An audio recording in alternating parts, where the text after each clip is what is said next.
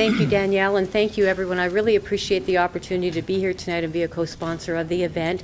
Joe and I met probably about a year ago, I think, maybe a little bit less than that, at another trade organization event, the Buffalo World Trade Association events that take place. And our organization was actually incorporated in 2004. It's a bit of an anomaly. There is no other binational trade organization that operates exactly around the mission that we operate with, because we're specifically focused on the Canada-U.S. trade relationship. We started out as the Binational Tourism Alliance because of my work at the Ministry of Tourism. But again, because of my banking experience, it became very apparent after we were working through a lot of advocacy years around the Western Hemisphere Travel Initiative, which I'm sure all of you are familiar with, and the impacts it's had on our cross-border region and other northern border regions. It became very apparent that the work that we were doing was very relevant to sectors beyond the tourism sector. And in 2008, approximately at that point, our board of directors indicated that they wanted to expand the mandate beyond the tourism industry. We had already worked with trucking association members. We had worked with all the government officials in Washington, in Ottawa, in Toronto, in Albany, around cross-border issues. We were working with the Ontario Motor Coach Association, a variety of different medical partners who were interested in medical tourism development on both sides of the border, and it just made sense to open up our membership beyond that. So I'm very pleased that in this package you'll see that the board of directors that we've had with us now since last year are representing tourism and culture, which were our original starting points, but also sport, because I was honored to be part of the host organizing committee with the Buffalo Sabres on the World Junior Hockey Championships, and we've developed templates for large cross-border organizations, along with our partners in Detroit, Windsor area, who you all know have dealt very well with the security issues and partnership around things like Super Bowl. So again, we've got members from literally out in the Manitoba area right through to Maine that have been working with us on different issues. We're affiliated with the Pacific Northwest Economic Region and other affiliations. The North County Chamber of Commerce is a member. They've been involved with us since our implementation. And again, we're focused on creating that strong cross-border relationship north-south with Canada and the U.S., but also building cross-border regions that are strong and they're global gateways to the kind of trade that we know that can come in internationally or go out internationally and help benefit people in these areas. So again, the package that I've provided you has a clear outline of our mission, the people that we're working with, our board of directors. My call to action for all of you is I am doing my best as the executive director of this organization in this year to build the biggest roster of cross-border service providers in any organization in the cross-border region. So we will have participants. Right now we've got members throughout the Golden Horseshoe and, as I say, across the southern Great Lakes. We've developed projects. Again, when we started with the tourism initiative, we got involved with things like the bicentennial of the War of 1812, an initiative called Doors Open Ontario, which we are the only binational event that takes place annually to celebrate our heritage and culture and those cross-border relationships. Again, I had the pleasure of working with Tom for several years on the bicentennial organization for Niagara specifically, and rolling out bicentennial peace gardens around the southern Great Lakes, and had the privilege this summer of, thanks to a gentleman named Earl Ketry, who some of you may be familiar with as the owner of Pearl Street Grill, and his partnership with Rocco Termini and the work that they're doing downtown Buffalo. We've launched the Buffalo Brewery District, and what's really unique about this is that above and beyond reinventing downtown Buffalo, Earl has provided a dedicated platform for cross-border tourism and trade development, because he has offered Canadian companies the opportunity to actually come and represent themselves in those properties to help build the cross-border region as a permanent destination and help erase the border.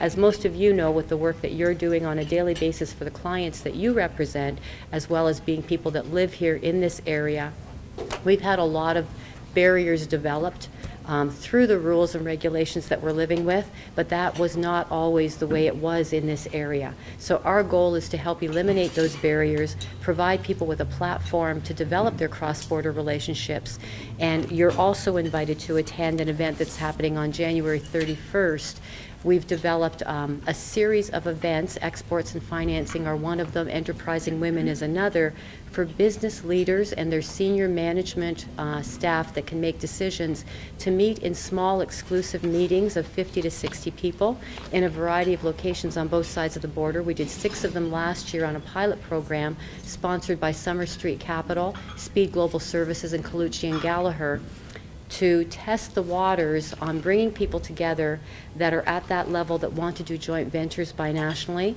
who may want to dabble, not have to do 100% risk investment.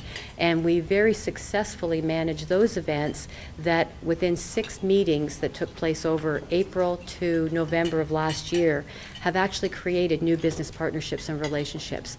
My colleague and board member Marianne Stein is also here from ECIDA, and Marianne rolled out a new initiative last year called Exports to Canada. And again, that happened in September, and Marianne has very successfully introduced people to Canadian folks who now have, forgive me if I'm wrong, at least 4 or 5 different new cross-border business initiatives resulting from that. So we know there are tremendous business opportunities here. We want to keep those doors open. We want to work with all of you and bring you in as service providers, because I want to be able to very comprehensively offer services to the people that are looking for their business set up here and make sure they're getting the best service possible. Our goal is excellence, delivery, and long-term development of this area as a cross-border region of excellence that other northern border communities look at and use as the example for what they're doing. And we believe we've got the people and we've got the right time to do all of this. So thank you so much, and I'm happy to speak to you later during the program and looking forward to hearing about everything else we have to share tonight. Thank you. Thank you, Arlene. I'm Joe Grasmick. I am Vice Chair of our Upstate Chapter of the American Immigration Lawyers Association and also a founder of the organization. And it's really nice to be doing this. Tax was one of my worst topics in law school, and look, I'm running moderating a panel on it. What a great country. But it's I'm probably a good person to do that, because tax is, one of the cliches I've heard for the 30 years I've practiced is immigration is second only to tax in terms of complexity. So today we've got the 2 of them together. And you'll hear judges say things like the labyrinth of Minos, and it's just really, really complicated stuff, but very important. I've done business immigration law. It's all I've done since I've practiced law. And the questions I get the most that aren't immigration are tax and financial. How can we open a bank account without a social security number? Can I get a mortgage? Can Canadians borrow money? Am I going to have to pay tax double in both countries? Yet all those kinds of questions. And what I would like to happen here today is, instead of just saying, I don't know anything about tax, and maybe refer it out, say, I don't know anything about tax, but I see this possible issue that I'm spotting, and take it a step further, maybe 1 or 2 lines of information, because clients want more and more services, especially in these hard economic times. And the more you can do for the client, the happier they're going to be with you. And people really expect their lawyers and their accountants to do a lot of stuff now.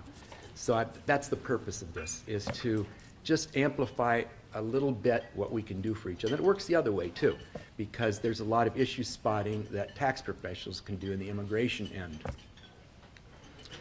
So the way it's structured today this evening is more or less in frequently asked questions, the ones that we hear the most.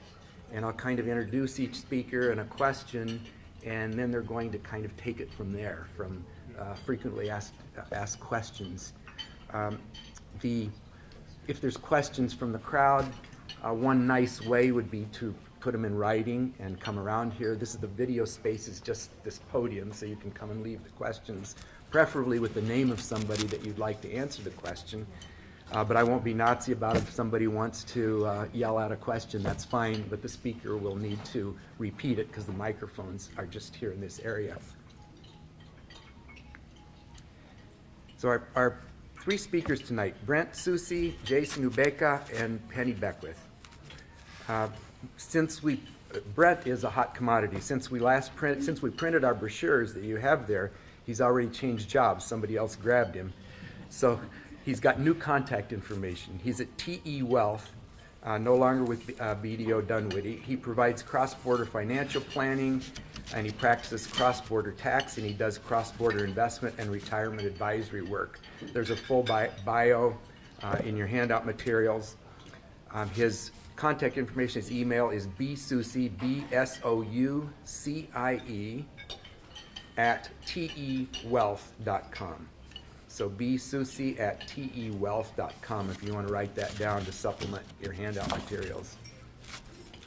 Jason Ubeka seems to be the go-to man for cross-border tax questions at BDO Dunwoody in Mississauga, and I think even outside of Mississauga.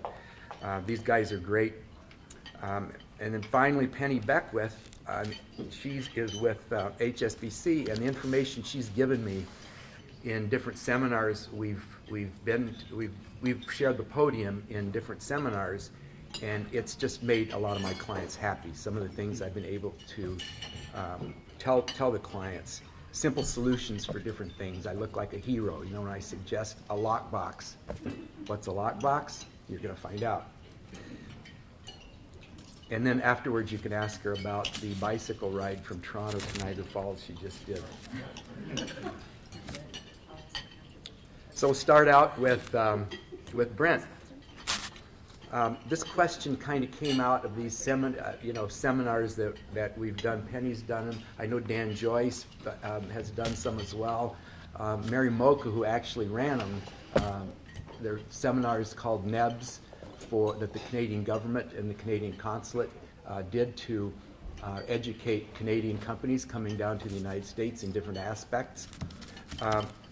One of the things I would always say is that out of a room full of Canadians, 1 out of 20 always has some kind of claim to derivative U.S. citizenship that you need to ask about. You know, a parent that was born in the United States, or derivative citizenship.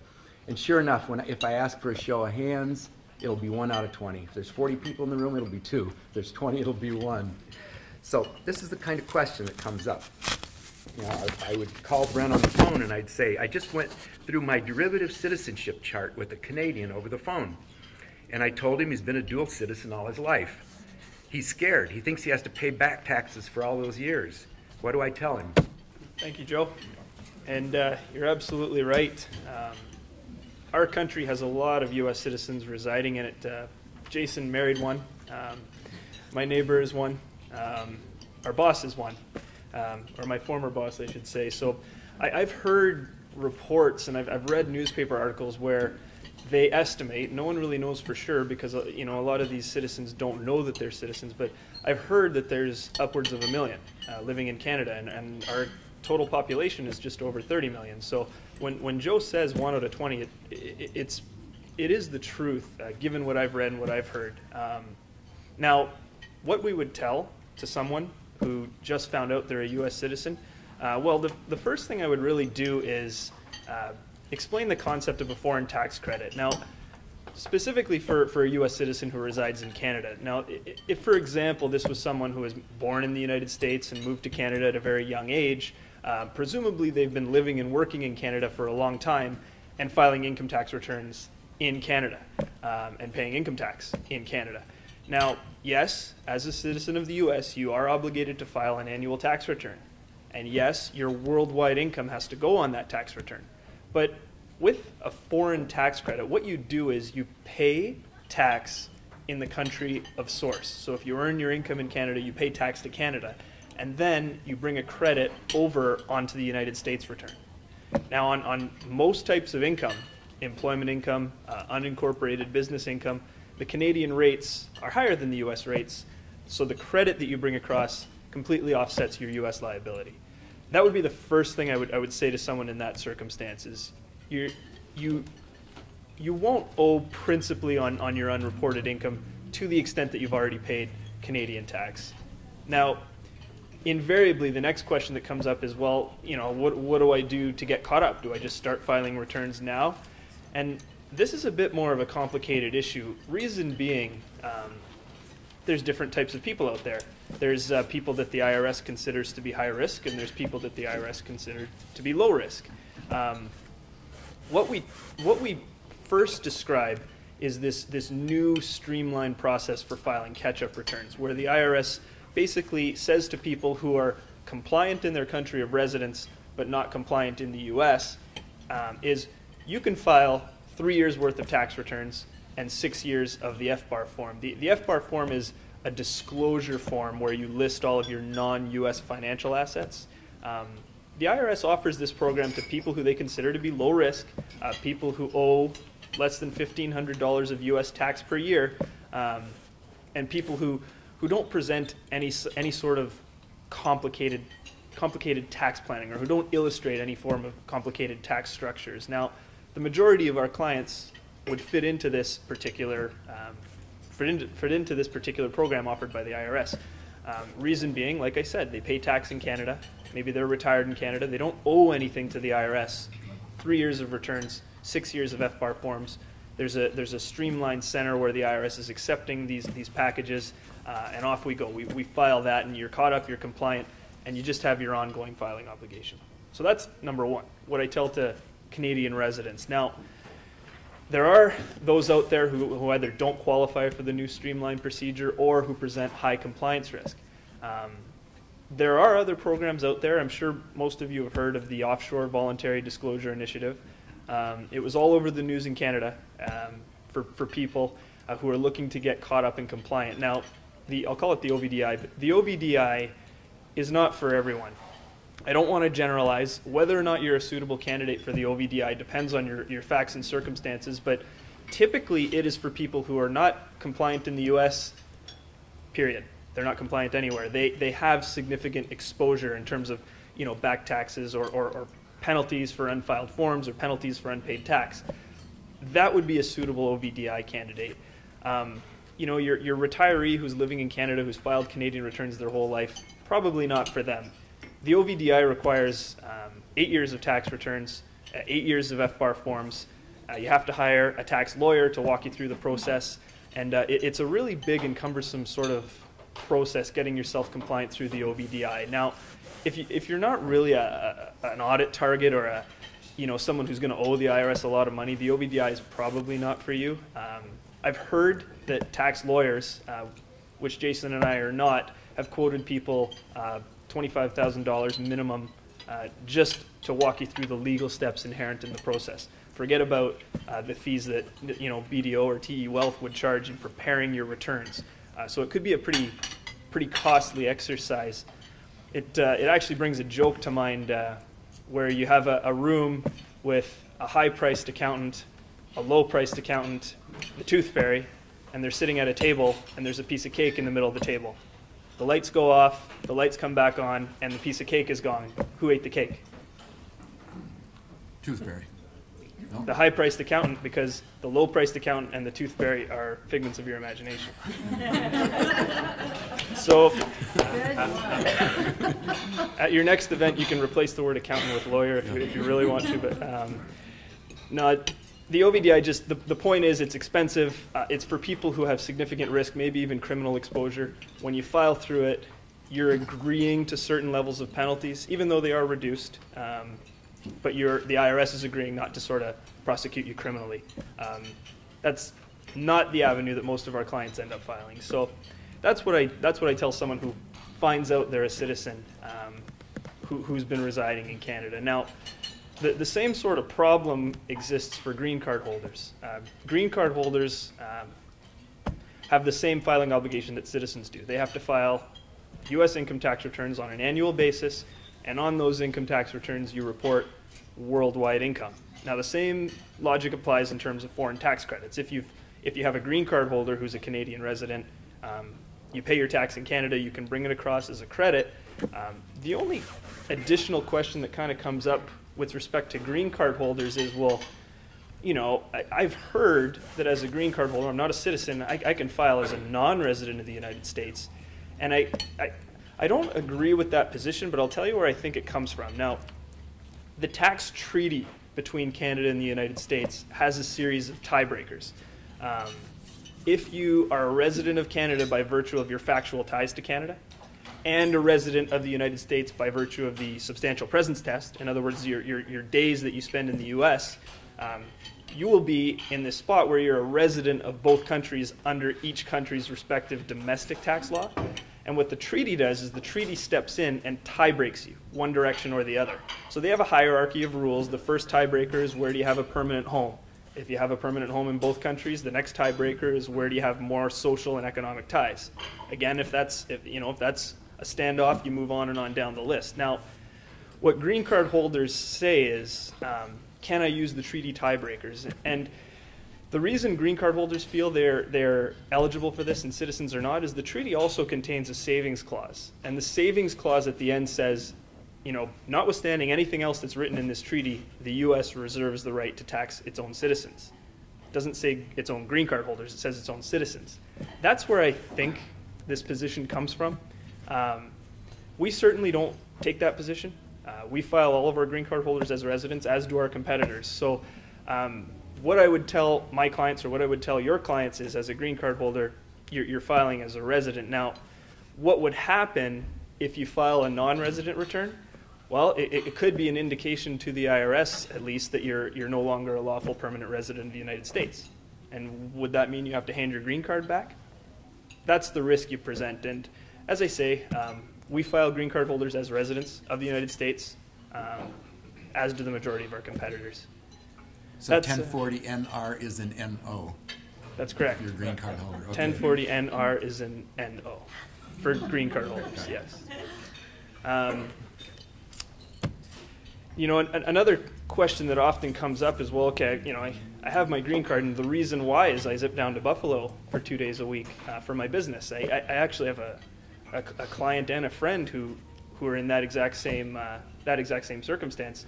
They come down, they import to Canada, and then they go home. They need the green card just for sort of simplicity in getting across the border. Now, the question that comes up, well, I have my green card, okay, I agree, I'll do the U.S. tax return, but how do I work this for my business? How does my business file so that it's compliant not only Canada but in the U.S.? Because I'm no doubt working in the U.S. and I'm working through my business. Well, there's no easy answer I could give in a few-minute presentation, but the first thing I would do is collect facts, not only about the number of days and the amount of income and what you do, that kind of stuff, but also about the type of entity that the business is organized through, whether it's a corporation, whether it's an unincorporated proprietorship. There may be S-corps, LLCs, that kind of stuff in an org chart. We need those facts in order to not only talk to you about your compliance obligations, but also about planning. One thing that comes up all the time is LLCs. Unfortunately, Canada does not view them the same way the U.S. does. I'm talking about U.S. LLCs. They're pretty popular down here because they get you out of the U.S. corporate income tax rates. All of the income earned in the LLC flows through and is taxed in the hands of the individual at what's usually nicer rates. Canada doesn't view them that way. Canada views them as corporations. So the income will not flow through the individual. It will be taxed in the hands of the corporation, and the individual will pay tax to the extent and to the timing of when there are dividends or distributions pulled out. Now, this causes a problem because what you could have is a misalignment of your foreign tax credits. In other words, you could pay U.S. tax 1 year and the income inclusion doesn't happen on your Canadian tax return until a subsequent year. Now, there's no carry forward of foreign tax credits in Canada. So what you could end up with is a double hit. I unfortunately saw this happen to a former client. It's a Canadian. They were investing in a movie production, and the movie production was being run through a U.S. LLC. They were, one of many partners. The movie was very successful. It's one that we've all seen. There was a hit on the U.S. side, and in a subsequent year, when a distribution was pulled out, there was a hit on the Canadian side. So unfortunately, this former client got the double hit, and there wasn't much we could do to help him. That's the risk with these LLCs. That's why the first step I would take when someone is doing business or conducting business in the United States is to collect facts. Not only about what they're doing, because you need to know that in order to know which treaty articles you're dealing with and such, but also the structure, so you know the obligations, the risks, and the planning opportunities. So the idea is do that so they don't get taxed twice? Yeah, what you want is an alignment of the income so the foreign tax credits wipe each other out, offset each other. This was a misalignment across different years. So they paid double. Almost double, yeah. Yeah. Is there a question?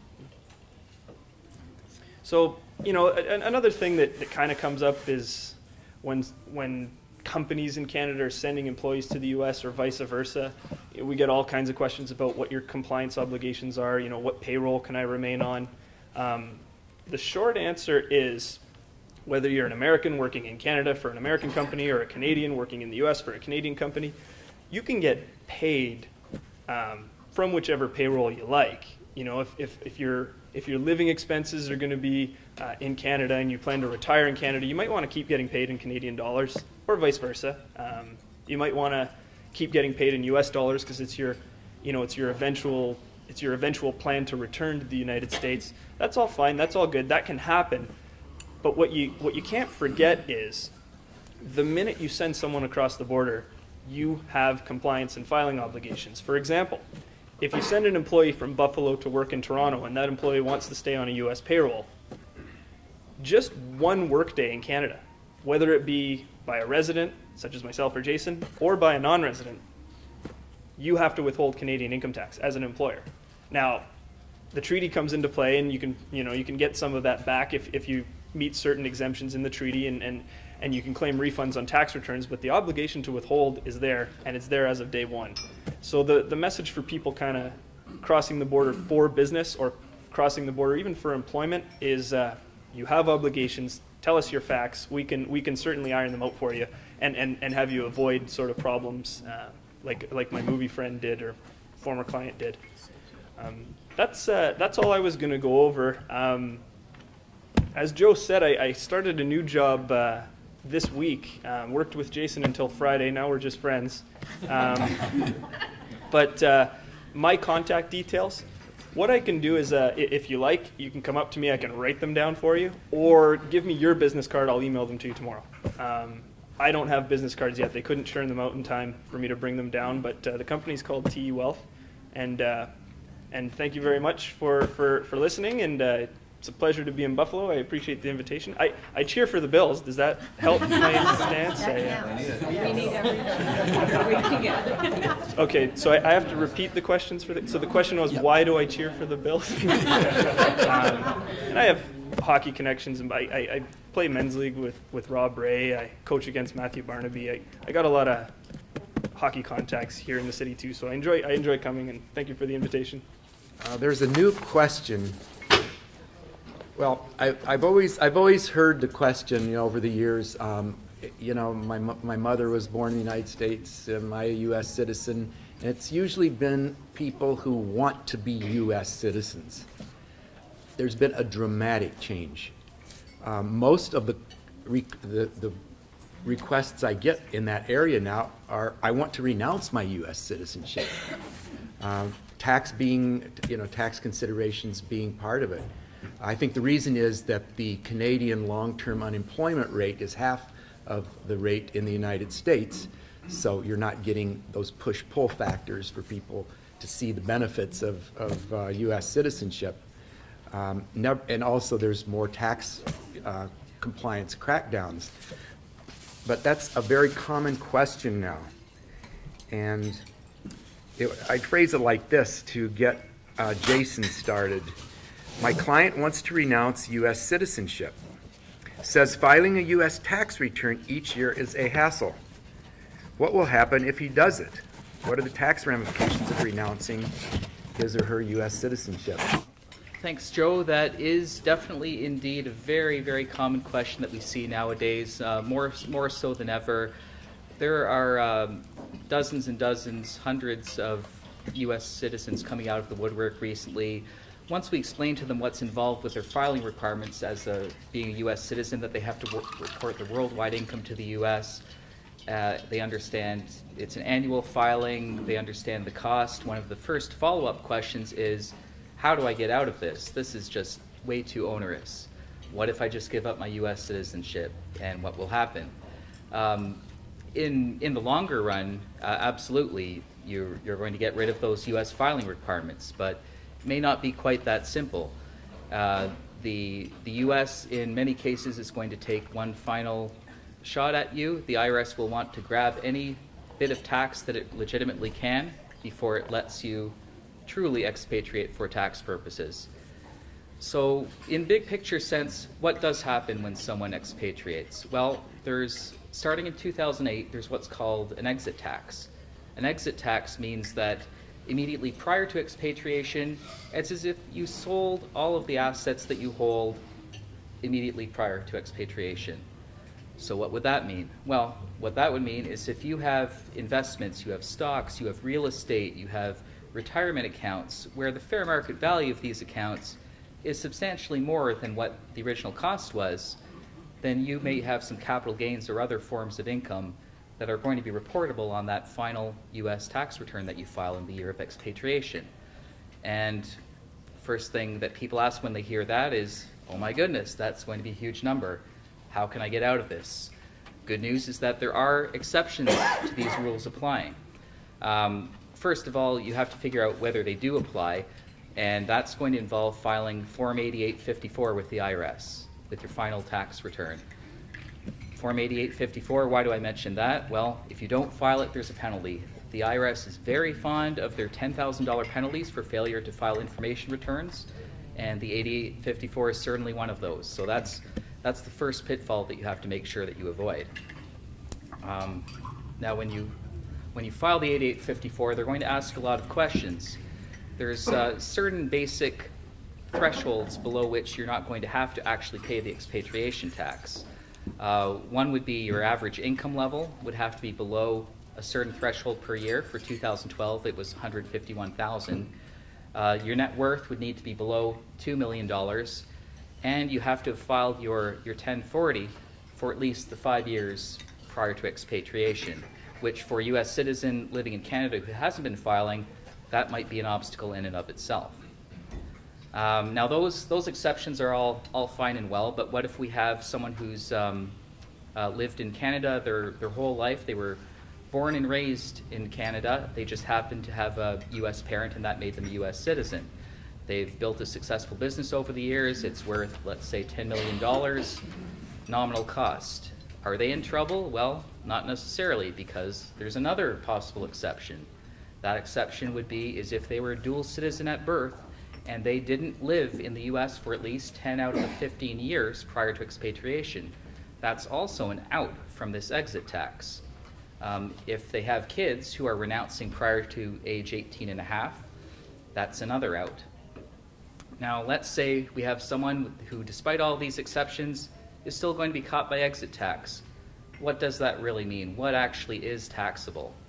Well, like I said, there is the excess of the fair market value over the cost of any investments that you hold. Could be investment portfolio, could be real estate.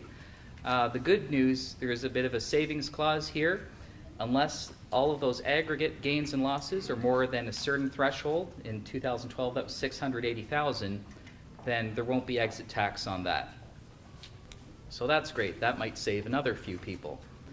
But what about retirement accounts? Retirement accounts are a little bit different. In many cases, the entire value of that retirement account is going to be included in income on your tax return.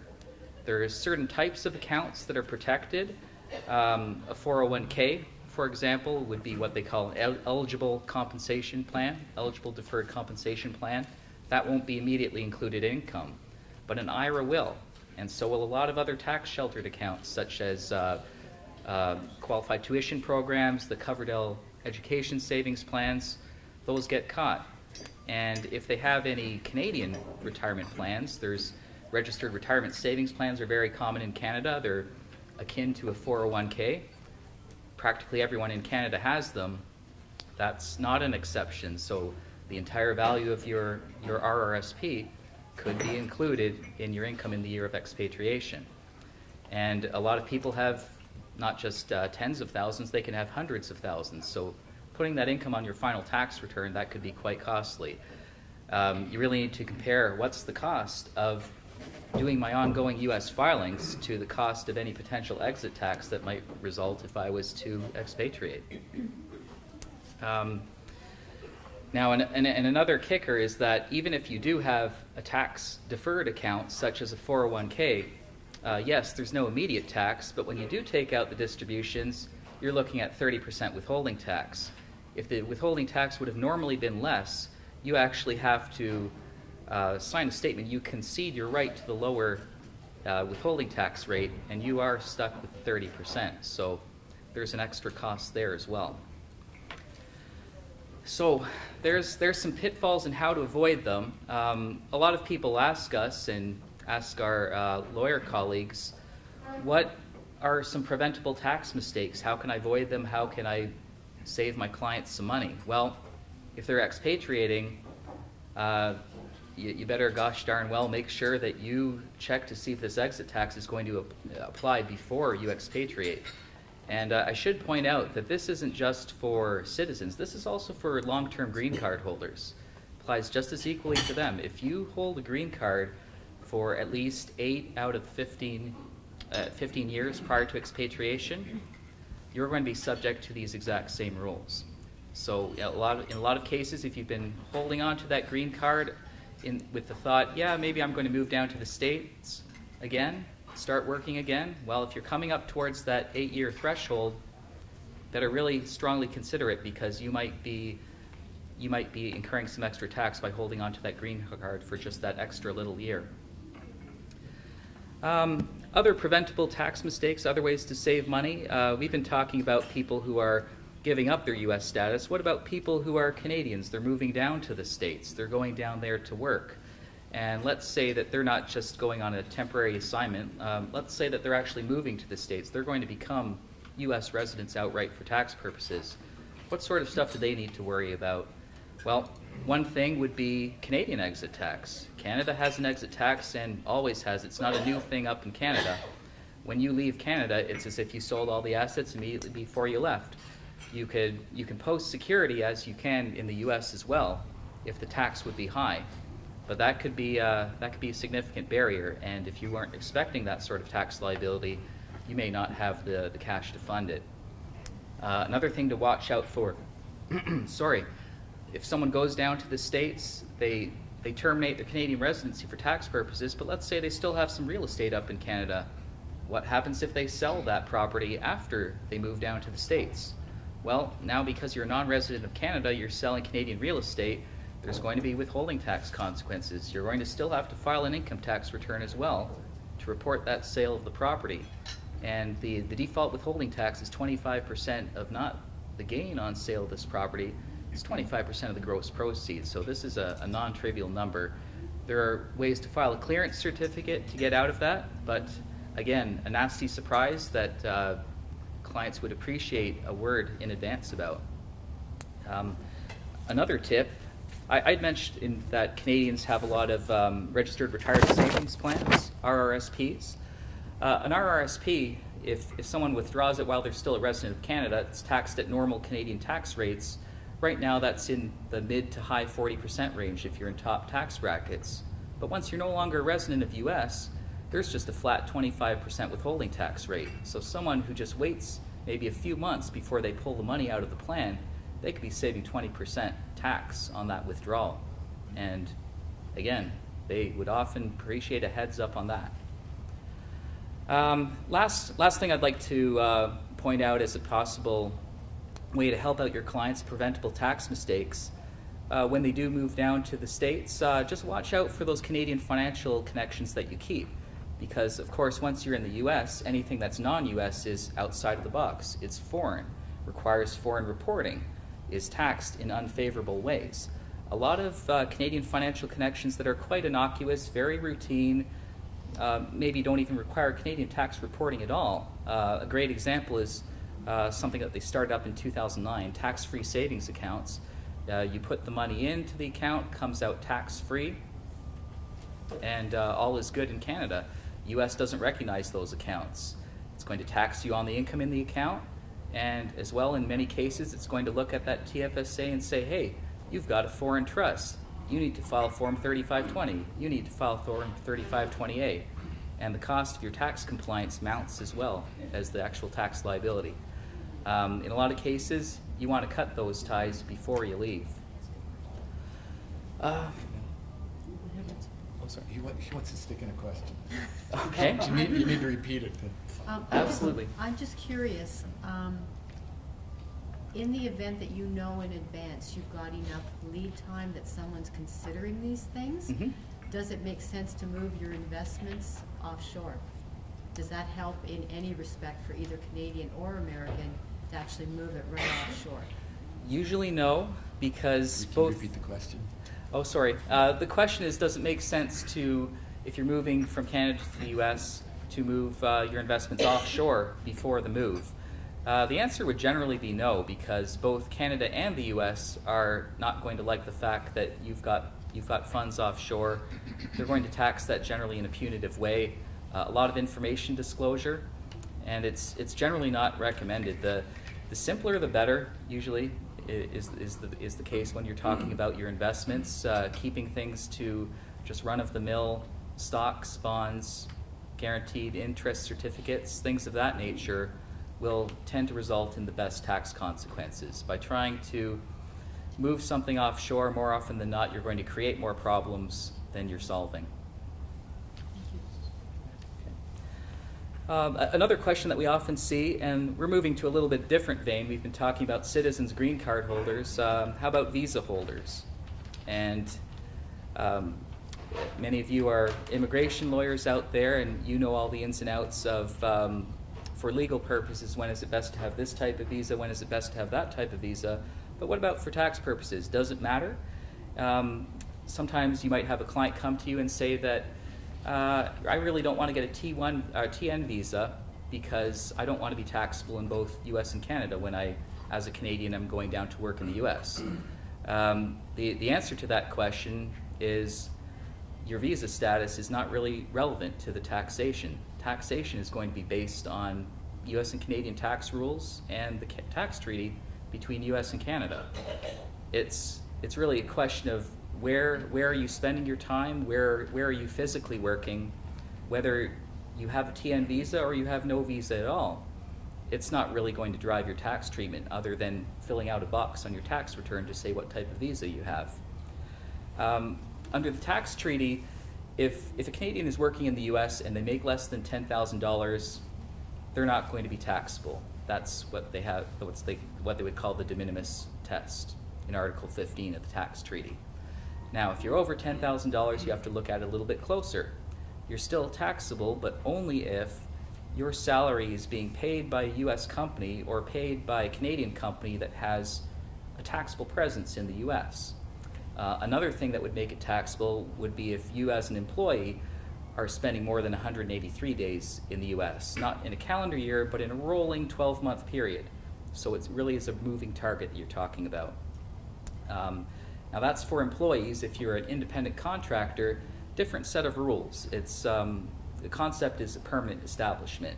If as an independent contractor you have a permanent establishment in the US, then you're going to be taxable there. So an independent contractor is not likely to have a bricks and mortar office in the US, but they may very well be concluding contracts habitually in the US. That's something that could create a permanent establishment. They also may trip a similar 183-day test to the individuals. If they're spending over 183 days in the US and at least half of their income for the year for their business comes from those services rendered in the US, they're going to be taxable. That's a new change in the treaty that just came into effect in 2010. So a lot of people who used to be perfectly fine working 300 days in the US and not being taxable, they're all of a sudden getting caught now, and a lot of that is catching them off guard.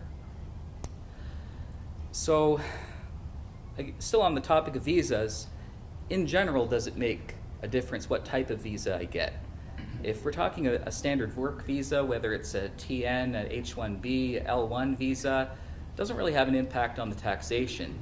Really the only place where the type of visa becomes relevant are special status sort of people, students who are on the, I believe, J visa, Q visa. They do get special treatment, as do teachers who are also on those types of visas. They can outright exclude days that they spend in the U.S. for the purposes of determining their U.S. residency. Another example would be governmental workers who might be on a visa, might be on a G visa. They also enjoy those sorts of benefits. They have to do some paper pushing to get those benefits, but they are there. So if someone qualifies for that type of visa, that's usually the way to go. It keeps the tax compliance a lot simpler. Now we've been really focusing more on the perspective of the employee. Sometimes you might get questions from not the employee, but the employer, who have concerns about applying for particular types of visas and what the implications are.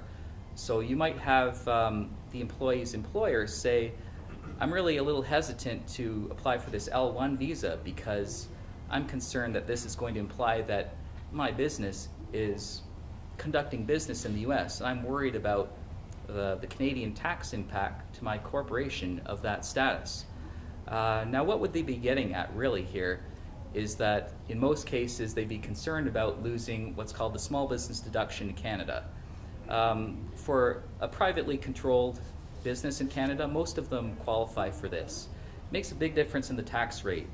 For the first $500,000 of corporate income, tax rate right now is only 15.5%, as opposed to more like 25% if they don't qualify for this status. So if you do the math, that could be $50,000 or so of tax savings per year. So the accountants in Canada are not going to want to do anything that's going to jeopardize that. I would suggest that if the activities of the employee are going to be problematic, it's going to be problematic whether they're down in the US without a visa at all or whether they're down on an L1. What's really going to be relevant is, and it's a subjective test, and it's best to talk to Canadian tax accounting who specializes in corporate matters and international matters to get a real good handle on it. But generally speaking, if you've got a business that's a Canadian business that's quote unquote doing business in the US, that means that transactions for the sale of goods are habitually going to be conducted in the US. If you just have very, very occasionally someone going down to the US to do a few sales, that's probably not going to jeopardize your whole company's status. But if you have a whole herd of people going down and part of the regular territory is upstate New York, then yeah, that means it's a higher likelihood that the whole company is going to be tripped up by this sort of thing. If it's sale of services, what's relevant is where are those services being rendered. But the bottom line is that for immigration purposes, doing business in the US is quite different from what it would be from a Canadian tax perspective. Certainly not synonymous. That's really all I wanted to cover as far as the standard questions that we think lawyers may face and encounter in their client base that relate to the tax accounting side of things. So I'd like to thank you for inviting me here. And we at BDO in the Mississauga office in the Greater Toronto area, we have quite a strong group that provides cross-border tax services. Our U.S. tax group for this coming tax season is going to be around 35 people. Quite a few of them, like me, specialize in cross-border tax for individuals, but also roughly the same number of us specialize in cross-border taxes for businesses. So we really have all angles covered, and we have the critical mass to be able to handle all of the needs for Canadian businesses moving down into the U.S. or exploring doing that. Yeah, Jason has a good point. Sometimes it's not just a matter of getting a U.S. accountant and a Canadian accountant in the room. There's yet this third specialty. It's the people who work in this Canada-U.S. interface, and it's almost like a different animal. So keep these guys on your Rolodex. Now a little housekeeping. This is going to be videoed for CLE credit, and so one of the things we need to do is give a code word. for the people watching that they'll need to write down to get their CLE credit. And that code word is prosperity. Prosperity. So what gave me the idea of inviting Penny was an article I was reading in the Wall Street Journal a while back. And I'll just read you an excerpt from this article. The title was Immigration Policy Details Emerge. The Obama administration on Friday revealed details of its sweeping immigration program that could allow almost 1 million undocumented young people to remain in the country. The process, which does not offer a path to citizenship, opens on August 15th. And then a picture of a clean-cut young man, and the caption is Angel Silva, an undocumented student in Los Angeles, says the immigration rules will help him get a house. That is one of the most common questions I get. Can I get a mortgage? If I'm coming in at TN, can I get a mortgage in the U.S.? Especially when Canadians hear that we can write off our mortgage insurance, because they can't do that.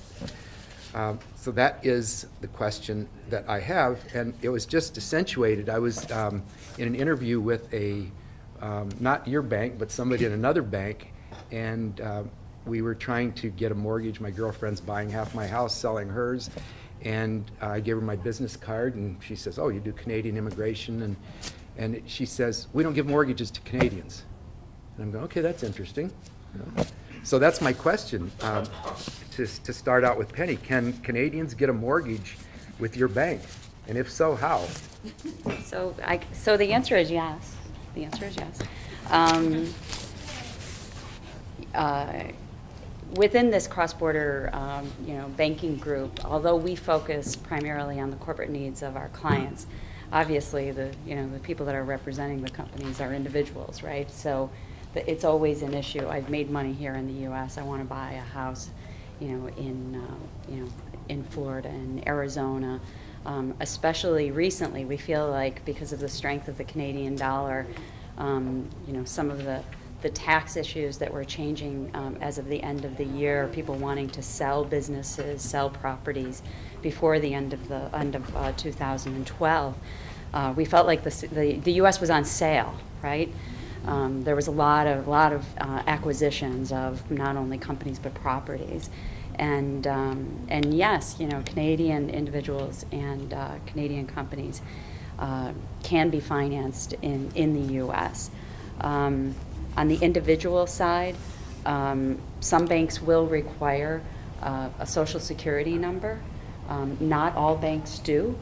Social Security, number runs with, obviously, whether you're earning income in the U.S. Some of our cross-border banks will require a Social Security number in order to apply for a mortgage.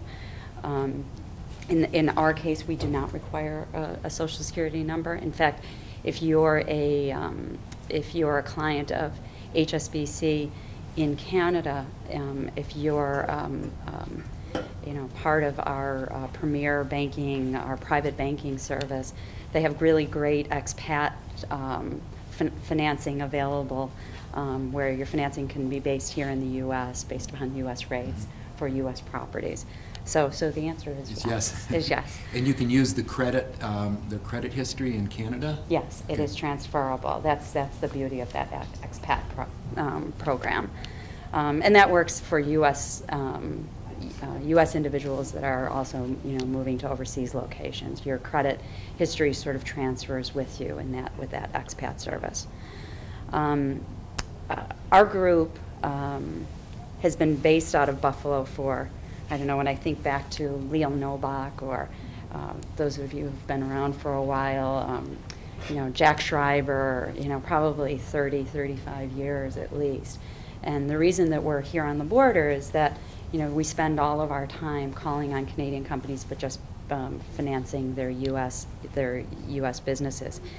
And if this was a room of Canadian individuals, I would ask the question, how many of you have a U.S. bank account based in Canada? And you would see all of the hands go up, right? Because in Canada, you can have an account that's based in U.S. dollars that you can write checks off of, and it settles every day in U.S. dollars. But you can't have that here. You can't have the same thing here in Canadian dollars. And you know, the very basic question for folks is, why do I need a relationship with a U.S. bank? Why is that important? I have a checking account and I have a credit relationship in Canada. Why do I need one here in the States? And the answer is, as much as we like to think we're alike, we're so close, right? You know, when the Canadian dollar or the U.S. dollar was stronger, you know, we would spend more nights in Niagara-on-the-Lake going to dinner than we would, you know, in downtown Buffalo. When it comes to banking, we're really quite different. We really sort of operate on two different systems, and in many cases, those systems don't interconnect in an efficient manner to be able to serve business needs. So even though a company or an individual may have an account in Canada, if, for example, a company is collecting checks, if they're collecting receivables from their U.S. Clients, and they're taking them up to Canada and they're depositing them in their U.S. dollar accounts in Canada, those checks, although they appear to have although they appear to be given full credit for those checks within those accounts, behind the scenes, those checks could be clearing for weeks. You know, a Canadian company or a Canadian individual might find that a U.S. check that they've deposited into that account has bounced weeks, sometimes, you know, 3, 4, 5 weeks after the item has been deposited, much longer than it would here in the States. And it's just because our systems are separate, right? They operate quite differently. So, you know, when people say, why do I even need an account? Well, I have a U.S. dollar account. It's really because our systems are quite different, and you know, they work sometimes more efficiently within themselves. The other very common reason that people open up accounts in the U.S. with U.S. banks is to facilitate payroll. You know, payroll providers, first of all, payroll is complex in the U.S. You know, we don't ever recommend a Canadian company take that on themselves. You know, that we suggest always that they work with someone, a professional here, to handle payroll of their U.S. employees. And payroll here is electronic, right? I mean, we all use ACH services here in the States. In Canada, they have an EFT product, which is very similar, but they're not cross-border in nature. So Canadian companies cannot use that U.S. dollar account in Canada to process payroll here in the U.S. They have to have a U.S. account, which is actually domiciled in the U.S. for payroll to happen. Payroll companies, you know, want to be able to debit an account here. One of the, you know, when you look at the differences in banking, the obvious is just the number of banks. You know, in Canada you have the big 5, right? And then you have another layer of some foreign banks like ourselves, and then there's a number of you know, regional credit unions. But really pull them all together and you're still under 75, 100, right? You know, at last count in the United States, we have over 8,000 banks, and you know, of every shape and size, focusing on different things. If I have 4 competitors, I may act quite differently than I do if I have 7,999 competitors, right? My pencil has to be a bit sharper, or I need to know where I'm focused in terms of my business, what, you know, what services I can provide and what market segment I'm going to focus on. Because we have so many banks here in the U.S., our services, our products and services, tend to be they tend to lag behind the Canadians in terms of technology. You know, it's a bit easier to manage when you only have 5 major banks that, you know, checks in Canada clear overnight, right? You deposit a check today, it's available tomorrow. You know, here it's still, you know, probably 2 to 3 days on average for a check, depending upon where it's drawn and, you know, the dollar amount and what bank it's been drawn on and what region. You know, we're still in the 2 to 3 day range, even with clearing of electronic files. You know, Canadian companies oftentimes don't realize that. You know, I have a list of overdrawn clients every morning that I have to address who have deposited checks and are, you know, writing checks on items that have not yet cleared. The importance of a branch in Canada is quite different than here in the United States. Banks tend to really focus on what branch you do business on in Canada. You know, you know, you have to deal with not only a brand, but a specific physical location. In fact, it is not uncommon for even some of the largest companies in Canada for someone to take a check run to the branch every day and physically deposit checks, where in the States, electronic services have really done away with that. Between the very common use of a lockbox, as we had talked about, which is really a P.O. box that we all write our, you know, pay bills to. A lockbox is a P.O. box which is manned by a bank. Banks go in every day, they clean out those items, they take them to the bank on behalf of the customer, and they deposit them, and they image the items that they have deposited back to that client. Much more common in the U.S. than in Canada. And there's a product called remote check deposit, if any of you have them in your offices, which is non-existent in Canada. And that is, it's a scanner that companies can now plug into, you know, the USB port of their laptop or their computer, and they can scan checks and deposit them right from their desktop. So, you know, in the States, it's much less common for folks to actually physically move to a branch on a day-to-day basis, where that's still very, very common in the Canadian marketplace. The other thing about lockbox with Canadian companies, I don't know why it doesn't get better with technology, but mail between the United States and Canada just stinks. I don't know why. I mean, if I send something to Fort Erie, I think yeah, it's weeks, right? Well, put it, you know, customer's check in that envelope and send it over the border. You know, why wait for your collections? Because mail in the U.S. really, you know, a day or two, and it gets from one end of the country to another. So using a lockbox really speeds receivables for folks. So when you're talking to clients. The use of a lockbox also, as I understand it, although a Canadian company may be just exporting, does not have a U.S. entity, does not, you know, is operating as a Canadian entity, just exporting into the U.S. The use of a U.S. lockbox with the company's name on it does not generate taxation issues. Just collecting the money and then bringing it back to Canada does not mean that they have a presence in the U.S. I'll defer to my accountant folks, my tax folks, because I am not not driven in that area. The other thing that is uncommon in the U.S. that is very common with Canadian companies are what we call overdraft facilities. We're very accustomed to them individually.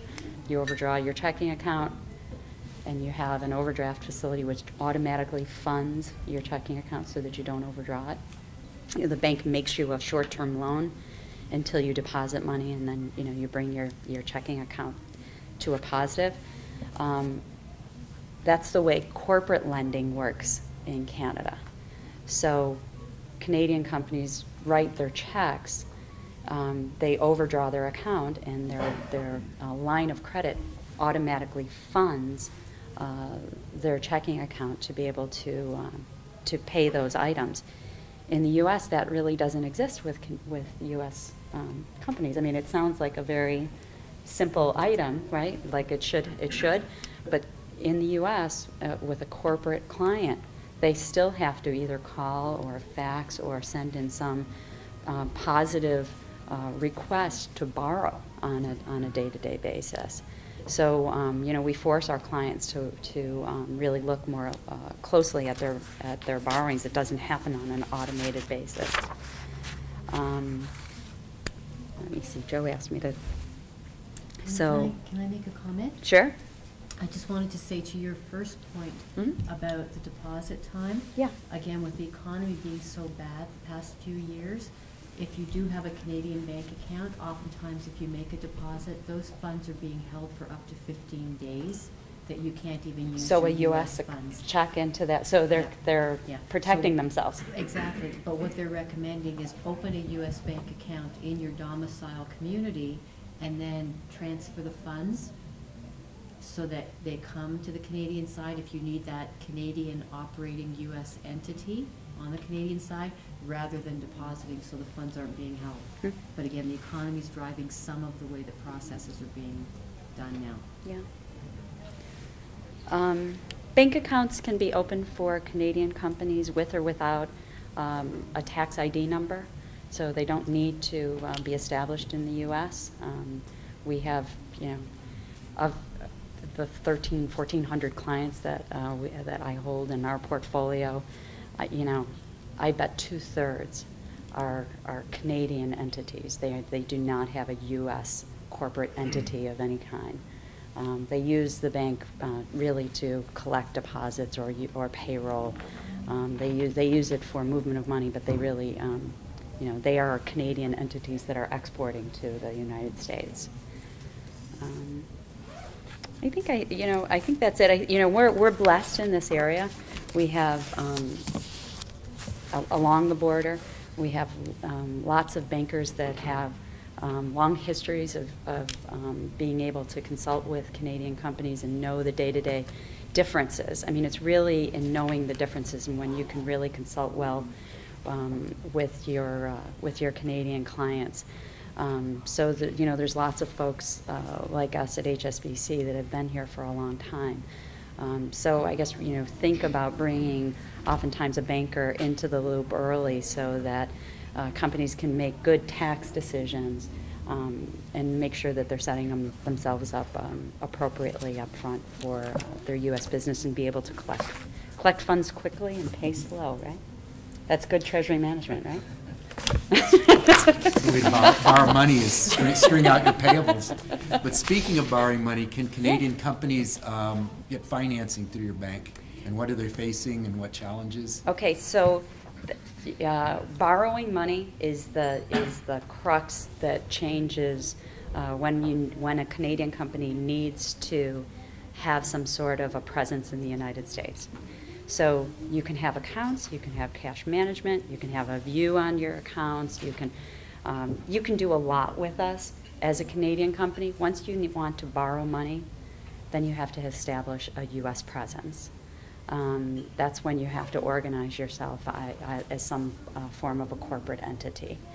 One of the things that's kind of neat about HSBC, if you do business with us on both sides of the border, we're able to do cross-border borrowing bases.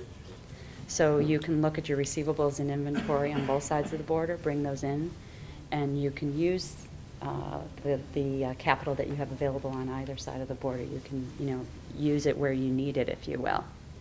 So, but you do have to establish a U.S. entity to be a borrower with a U.S. bank. Do you have Canadian bank accounts now? I had heard a rumor that HSBC was reintroducing Canadian bank accounts. You know, years ago they did, and we have not. I mean, Tyler, you might know better than I. I haven't heard Hyder. I think most of those have been. Still rumors. Could you just repeat the question and what he said? Sure. The question was, is HSBC in the U.S. considering reestablishing opening Canadian dollar checking accounts?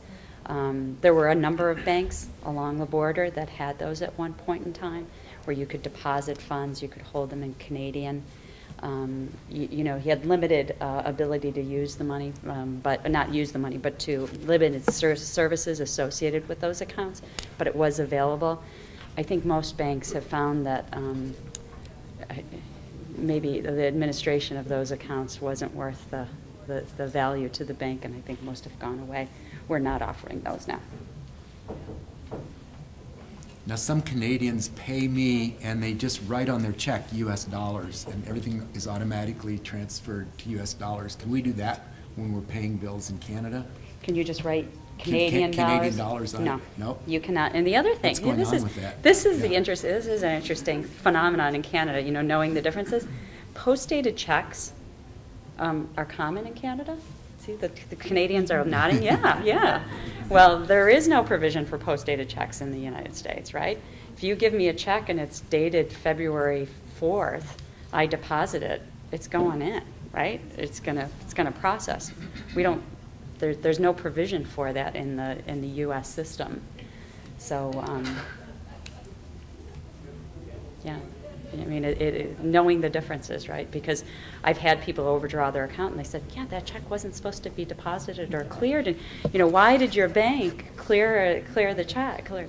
You know, we deposit them and they clear on the day that they're presented to the bank. There's no provision in U.S. banking law for post-dated checks. Just a question. Do you do a full range of international banking services like forward contracts and letters of credit, letters of guarantee, credit card services, all of those things? Absolutely. Foreign exchange is probably the most common product used by the Canadian, our cross-border clients, and a lot of it just has to do with timing, right? When you want to bring back funds and when our Canadian entities want to bring back funds to the Canadian entity, timing of it, ensuring that they're not taking a hit in one way, shape, or form or another. Canadians used to say, well, I'll just play it, right? I won't hedge. I think we're seeing those days go. The movement has been so striking over the last few years. I mean, it seems to have settled a little bit within a few percentage points. But the competition among companies is so strong now. 2 or 3% is a lot to give up on a sale or in taking profit. I mean, we're seeing our clients hedge much more strongly than they have previously. Our Canadian clients have the choice. They can either work with our foreign exchange department in Toronto or they can work with our folks here in New York. They consult with us quite often about setting up strategies, so it's very, very common. Another product which is very common, we're seeing companies use, is purchasing cards and corporate cards. Credit cards in the Canadian context settle in Canadian dollars. So as Canadian companies are doing business here in the States, they like to keep all of their payables in U.S. currency so that they don't have the exchange issue at the end of the month when they're forced to, right? So keeping all of those items in U.S. dollars is important to them. So our basic Canadian client will generally have, will have a checking account, will have web access with accounts on both sides of the border or whatever country they do business in on one platform. They'll have credit cards, and they'll have a line of credit. Can I just ask do you Sure. do credit reports internationally? Do we do credit reports for our clients? Yes. No, but Mary Ann Stein, who is here, would be happy to help you with that. Yeah. Sure. Could you just go over, like you're explaining it to a third grader? I mean, everybody here is really smart, but the whole lockbox thing. Sure. Like somebody comes down here and how does that work for them? It's an interesting product because, I mean, if you've ever been, has anybody ever visited a lockbox site? It's so manual. It's unbelievable. I mean, it's like outsourcing your receivables. So instead of billing your clients and putting your address, your corporate address, on the invoice that they would return with the check, the bank will give you a P.O. box that they would return the item to. So that your client, writes out a check to an ABC company and they send it to the lockbox. We have 4 lockbox sites across the United States that can be used. Those items go to the lockbox, and the bank clears out that lockbox, because mail in the United States is at the central post office is delivered 24 hours a day. We go every 6 hours, clear out the items, take them back to the bank, image everything, the envelope, the check, the any details, payment details that are within the envelope. Those items are imaged, that information is sent back to the client. It's usually received within 20 minutes. But the most important part is the check is deposited, and no one from your company has had to touch the item. It speeds collections from Canada really by at least 7 days. In the United States, because the items are being processed at the central post office as opposed to getting to your site, it speeds it by at least a day or two. So it's a nice feature. I mean, we have we'll talk to clients about how they're taking their U.S. receivables, and some will say, well, I have a P.O. box, in Niagara Falls, and I go down once every 2 weeks and clear it out, and then I take it up and I deposit them into my U.S. account. And, there's a lot of, you're paying for a P.O. box. That money could be, could be redirected to paying for a lockbox. Really, the cost of a lockbox in the scheme is pretty inexpensive. It's $100 a month, and if you think about the amount of time it takes you to drive down, take out the items, process the deposits yourself, it's really a small price to pay. I mean, it's a very manual process depositing a check, and we have many Canadian clients that take a part in that service.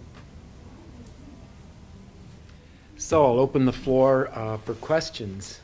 Okay, the question, it relates to state taxes and provincial taxes, whereas when Brent and I were talking, we were really just talking about the federal side of things. On the state side of things, what sort of guidance is there for a Canadian company going down to the U.S.? The short answer is there's no quick, easy reference, because every state is different.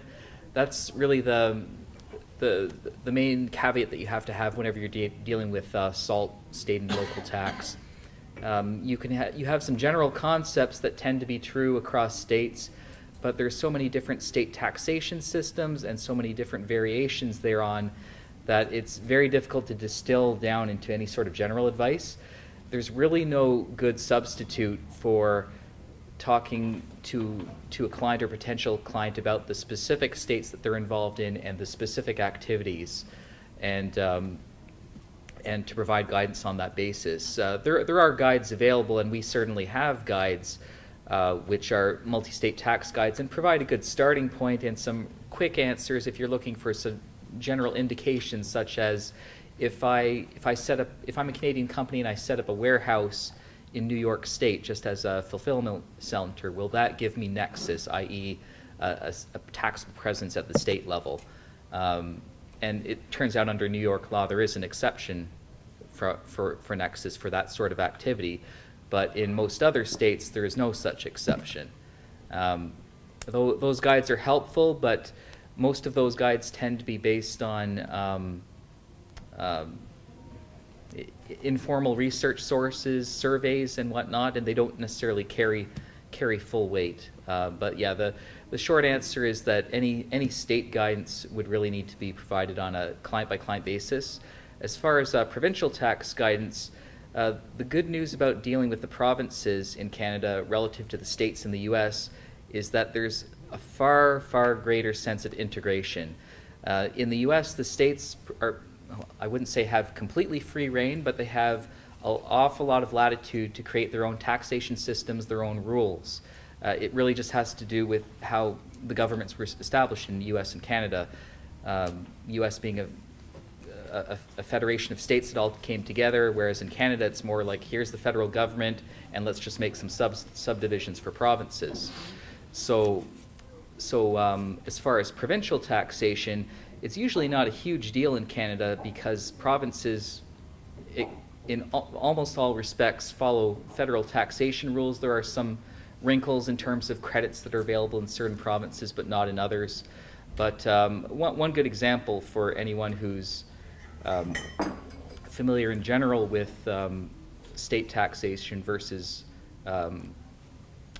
provincial taxation in Canada is how do you divide up the pie between the provinces as far as allocating income? In the U.S., every state has it up to themselves to decide how are we going to apportion income to the state. Is it based on property? Is it based on revenue? How is it weighted? So such a myriad of different ways of doing it. In Canada, there's just one simple schedule on your Canadian tax return.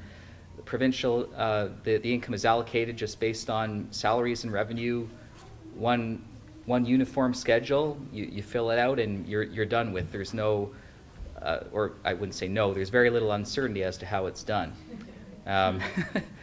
But yeah, provincial tax guidance is usually not a huge deal. It might come up more in sales tax context. And again, you'd have some general provincial guidance that you could give, but if you're getting down to the specifics, there's no substitute to looking at the specific situation and what provinces you're involved in, what activities you're contemplating doing. So hopefully that answers your question. Maybe a little more than you wanted, but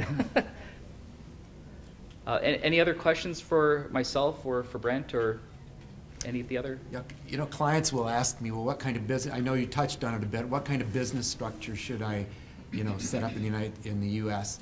Often it's a choice between just operating as a branch of the Canadian company or setting up a separate subsidiary. And what I usually say is go back and ask your accountant. Yep. So what are the considerations that go into play? Okay, so what are the considerations when deciding how to, as a Canadian company, to invest down in the U.S.? Do I set up a separate subsidiary? Do I just operate as a branch? If I'm going to set up a subsidiary, what type of company do I set up? Well, there's no simple answer for that question. It really depends on the nature of the business, what you're trying to accomplish, and what's most tax efficient in your situation. One general guideline that's probably true more often than not is that usually you don't get to the point of actually setting up a U.S. corporation until you have a taxable presence for federal purposes. And I say for federal purposes because usually you'll have taxable presence for state purposes earlier than you do for federal. Because of the tax treaty between U.S. and Canada, there's a much higher threshold of taxability. The concept of a permanent establishment in the U.S.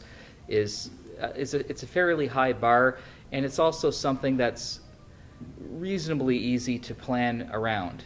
And you're only dealing with one entity here. You're dealing with the federal government, whereas state taxation, every state is different. You may be taxable in state A, but not in state B. Once you're taxable federally in the U.S. is typically at that point when you start looking at setting up an actual entity, a subsidiary. In a lot of cases, keeping it simple is the best. Just setting up a regular old C corporation, fully taxable in the U.S. is the way to go. Occasionally, you might look at some more advanced options. I'm more of an individual tax practitioner. I know enough about the corporate tax to be a little bit dangerous, but I am a few years removed from that. There's a lot of different considerations, but usually as long as you don't have permanent establishment in the U.S., it's okay to muddle along with your Canadian company doing business. At least from a tax perspective, we do find a lot of clients who say, well, never mind the tax considerations, I'm getting some flack from my customers. They're insisting that they want to do business with a U.S. entity because they don't want to have to deal, in most cases, with foreign withholding. They don't want to make their lives more complicated. They just want to keep it simple. And if it's a big enough client, then that could be what pushes someone over the top to saying, okay, now I need to set up a company. I can't go on any longer as just a Canadian company dabbling in the U.S., for lack of a better word. Another thing that might come up is legal liability. The U.S. is a more litigious society than Canada, and the risk of lawsuit is, in general, higher. And rather than put the Canadian company at risk of a large lawsuit in the U.S., that would compel them to set up a U.S. entity to provide some level of shielding. The question is, if you're going to set up a U.S. company as a Canadian business doing business in the U.S., does it make sense to set up that new company as a subsidiary of the Canadian operating company, or does it make more sense to set it up as a sister company, as we'd call it, where it's under common ownership with the Canadian operating company, but just in parallel rather than a vertical arrangement. What we see often is there's a disincentive in many cases to have it as a direct subsidiary. The reason being that could quote unquote taint the Canadian company as far as its status in Canada, and the ability of the owners of that Canadian company to sell their shares of the Canadian company and avail themselves of certain tax benefits. There's a $750,000 capital gains exemption for Canadian individuals selling shares of a Canadian-controlled private company. Now, one of the conditions is that the rules get quite complicated, but suffice it to say, if that Canadian company or subsidiaries under it have a certain amount of foreign activities, then that could throw the whole company offside, such that the owner won't be able to avail themselves of that $750,000 exemption when they sell the shares. As a way to combat that, if you set up the U.S. company as a sister company to the Canadian operating company, then it's not going to taint the ownership, taint the activities, the Canadianness of the activities of the Canadian operating company. That's one example of consideration, but there are no doubt myriad other ones.